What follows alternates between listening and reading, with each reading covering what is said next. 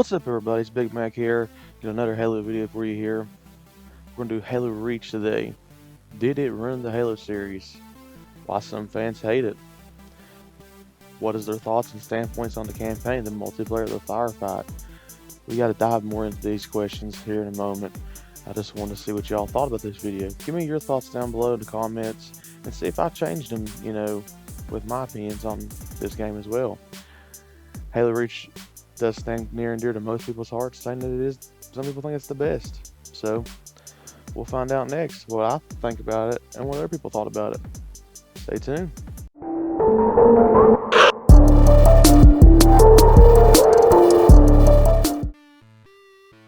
Alright, to start things off, we're going to talk about how Halo Reach and Halo 3 and Halo 2 and 1 are different. The biggest issue a lot of people came across was they didn't like how it looked, the aesthetic of the entire game. They said it was too gritty, it didn't match the tone or the pacing of the other games. Well, it was not supposed to. They didn't see that. I guess they wanted to be a bright, wonderful tale of this super soldier that just doesn't die. Well, guess what? In Reach, spoiler alert, they all die, but I think June. And that matches the tone of everything in Reach. The armors, the medals, everything. Feeling weaker, not like you can be the so-called demon, Spartan 117, just running through hordes of enemies like nothing. And that's a good thing, because it made Halo Reach, made your Spartan feel like, wow, I could probably die here a lot, It was more risk than there was in 1, 2, and 3, unless you played on Legendary. Legendary was pretty difficult in 1, 2, and 3. But Reach really nailed that with no, my Spartan's not the big super soldier. He is, but he's not as good as the Chief. And that's a good thing. Another thing was they added armor abilities and stuff. I'll get into those a little later, but for campaign purposes, armor abilities worked great. It gives them an advantage over these bigger, stronger elites, because your Spartan's not a big 7-foot tall monster now. He's a little taller, but not too big. And it balances out everything, because the elites are stronger in this game, and that is awesome. Another reason I've heard people didn't like it, is that the ones that read the book follow Reach. You see, there's no brutes included in the follow Reach. Well, in Halo Reach, they are brutes in the game. A lot of people are like, this ain't lore accurate, it's taken away from the book, it's supposed to be canon and all this stuff. You gotta look at it this way. I'd say 50% of the Halo fans have not read the books, because, look, oh my god, we're going to read a book on a first-person shooter? Probably not. I mean, I could see how that'd be fun, but it's just, for me, I've never read them, and I could care less about that. And the Brutes inclusion is pretty cool too, because they're big running at you and everything, along with the elites. It's pretty cool. One more thing about the campaign is that they changed a lot of enemy AI behaviors, and they made them more aggressive. Like, if you played the original trilogy, I'd say Halo 1 had the best enemy AI. Reach is right behind it, dude. I mean, because them elites are freaking savage on that game, man. They'll evade your attacks and everything. The Jekylls are dead on shooting you. It's a fun time. I'd say the campaign, in my opinion, is a 9 out of 10. Alright, so let's dive into the multiplayer aspect of the game. What's my thoughts on the multiplayer? Well, my thoughts are, I did not enjoy it, due to the fact they got rid of the 1 through 50. Competitive play was not the same in Halo Reach as it was in Halo 3 and Halo 2. That's a big downside for me. I was very into the competitive scene, loved it. Halo Reach got rid of that. Yeah, they had arena play. Arena play, in my opinion, was never taken nowhere near as seriously, and not many people played it. They usually just played the regular game modes that was considered social, I guess, and they had the new ranking system where you could rank up in campaign, firefight, and everything. That's cool. I did enjoy the medals, like when you get double kill, triple kill. I thought that having dirt on them and stuff was pretty cool aesthetic. The best medals in the series because of that. Another big issue with Reach was the bloom. Having the bloom added on took away a aspect of skill, in my opinion, because more you shoot, you would lose potential hitting that target. It's already hard enough to hit 4 headshots because that's all it was. You had to count them headshots in Halo 3 to know if you need to continue that exchange or back away from the exchange. They got rid of that whole dynamic in Reach when they did the Bloom. So you could put someone down in 5 shots if you paced yourself. But if you didn't, you'd be putting a whole clip in that dude before he died because the bullet's going left, right, up, forward.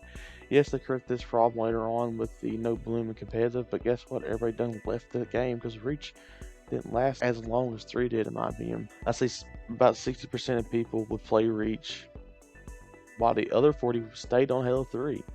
I mean, I continued playing Halo 3 to 2012, and then after that, I only played Reach for the campaign. I got to like Lieutenant Colonel in Reach, and then I said, I'm done with this game. I just could not stand the bloom.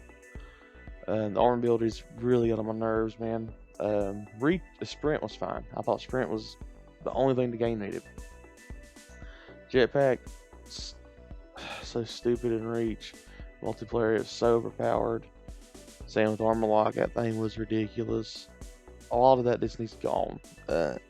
And it set up 343 Industries for a bad time trying to bait their own games because this is all experimental shit that I don't think half the community really liked.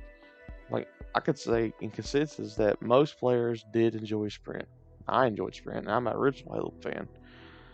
And because it always needed Sprint. I mean, come on, we're just sitting there jogging. This dude's supposed to be a superstar. He can run and jump high. The jetpacks, armor lock, use that for campaign, but don't bring that over to multiplayer. You probably have for custom games, but multiplayer, come on, you don't need that crap. Too much on the sandbox. It's already got so much when you put the bloom in it and stuff. That's just my thoughts on the multiplayer. One last thing, Invasion was an amazing game mode. If you used Elite, you felt bigger, stronger, more powerful. Spartans, you felt weaker and you had a task to perform. That was a great gameplay, great game mode they should bring back, I think. Now let's go on and dive into Firefight. If you didn't know, Firefight was introduced in ODST. Halo Reach continued Firefight.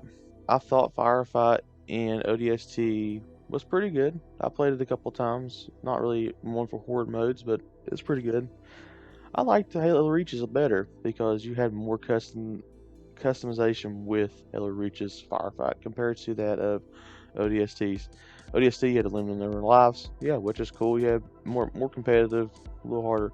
But if you didn't want a competitive game and you just wanted to have fun with your friends, you have bottomless clips, endless ammo, endless lives. You could do all that in Reach, and that was the fun part about Reach. I played Reach's Firefight more than I did ODST's, due to you have all the armor abilities that I think should be in Firefight and custom games and campaign, but do not need to be multiplayer. This should be more of like a fun, here you go gameplay, not like this is competitive, this is how you want to win. And I think they're doing the right thing with Infinite, getting rid of most of it. Seems like they're going to. I hope. We'll see. But Reach had a good aesthetic when it came to that with the Firefight. Firefight was an amazing time in Reach. It was a lot better than Halo ODSTs, in my opinion, because you had so much better sandbox. One last thing I'm going to touch on is the Forge in Halo Reach. Halo Reach's Forge was really good. Had a lot of things going on for it. But the few things you couldn't do was like have the destructible environments like the pallets and the barriers. They kind of got rid of those because you couldn't really play Fat Kid and all that stuff that you needed to play with destructible and barrels. But other than that, Halo Reach's Forge is probably the best. And one more thing, why did they only do Forge World? Why couldn't we just have multiple landscaping maps, different sceneries? Like, because you had Foundry, you had Sandbox, you could use. A lot of people use Rat Nest on Halo 3. But the overall experience when forging was better in Reach. I was fine with just everything being on Forge World, but a lot of people didn't like having the same scenery, and I get that. So that's my thoughts on the Halo Reach as overall. The campaign, I say it's a 9 out of 10. The multiplayer, it's about a 7 out of 10. Firefight, 8 out of 10. Forge is probably 9 out of 10. So that's all. Thank you guys.